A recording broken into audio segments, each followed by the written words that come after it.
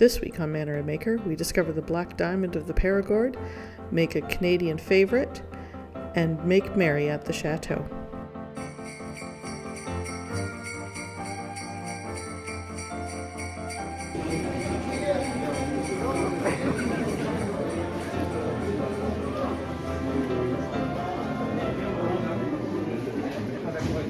We are in the market at Exeter on our normal Thursday, but it's all going on here, as you can tell.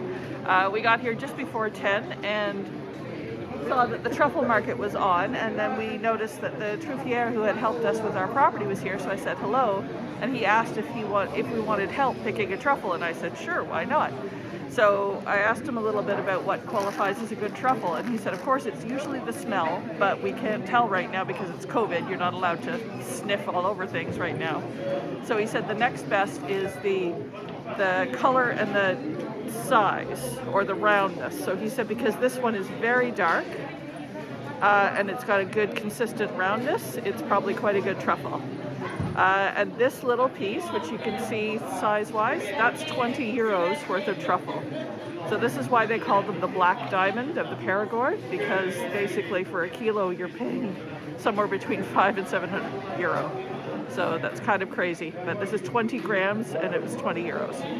We're just grabbing a few more things for the party on Sunday. So we found a lovely vendor who's got all kinds of olives. I'm not normally an olive person, but they're really great to have out at parties. And these ones are hot, so I'm going to give those a try because I like anything spicy. But yeah.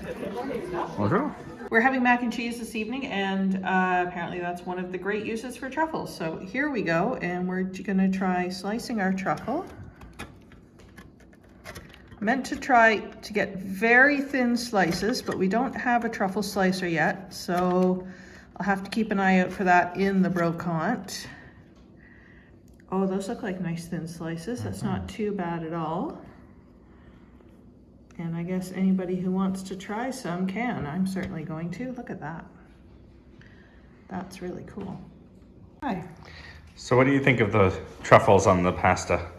Well, it's the first time I've ever tried truffles. Yeah, truffles. But it's hasn't got much taste. I thought it would be more mushroom taste, but it's more of a nutty taste. Nutty taste. Yeah. Okay. Yeah. Dad, what do you think?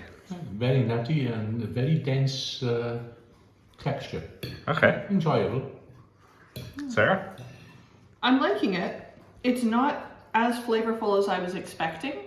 I am definitely noticing when you heat it up, then you get more of the aroma. So once you place it on the hot food, then definitely you can start smelling it. But yeah, it's not quite as pungent as I expected from having truffle oil before, right, where it's really concentrated. This is really a much lighter, more subtle version of it. So, but it's still very enjoyable. I'm liking it. Cool. Jan and I are getting into the Christmas baking. We are making Nanaimo bars, which is a Canadian specialty. Hopefully we will share that with some friends and at our party this weekend. There's the recipe. And the only key substitution is that graham wafers are very much a North American thing.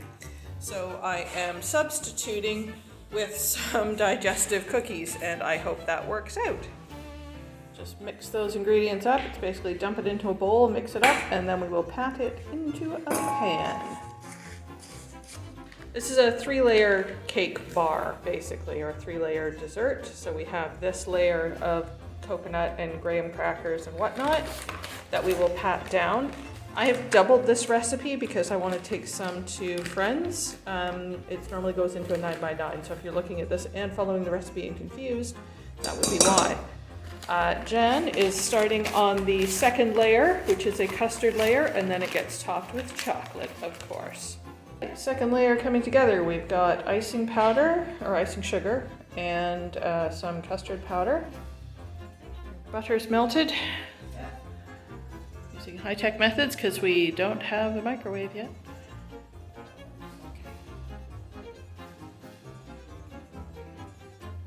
We'll whisk this together and we will have a second layer. Custardy layer. Good Lord, you'd never know I'm a clean as you go cook right now. Good Lord, what a mess. Jen is preparing the chocolate for melting.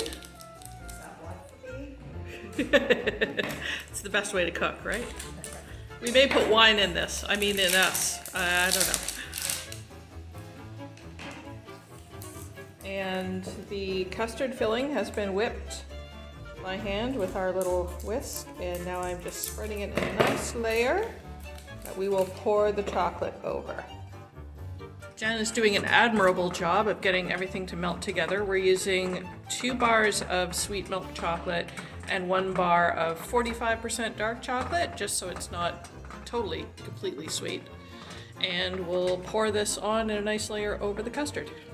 And then we want to try to get this in a fairly nice layer over the custard.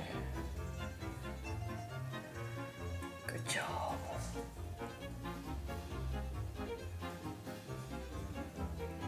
I hope it's enough. So 2. That is wonderful. I did the 3 bars Yeah. and the 1.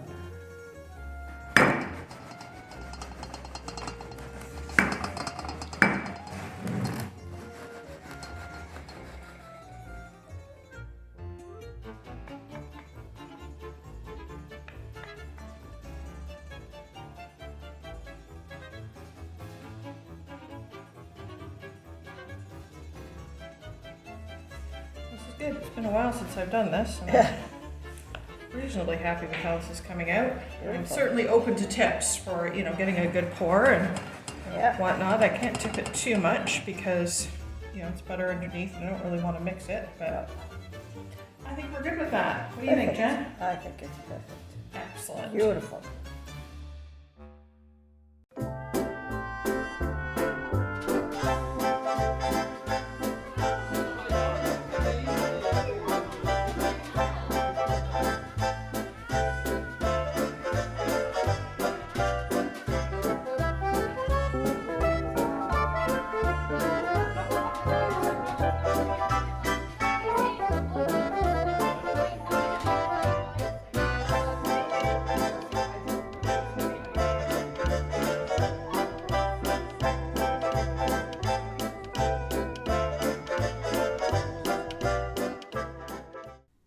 We're having a nice time getting the table laid for our party on Sunday afternoon and deciding which of our serving platters we want to use between the ones that we found at MIU's, the ones that we brought from Canada, ones we've picked up on travels, or ones that were given as gifts. That adds festive cheer.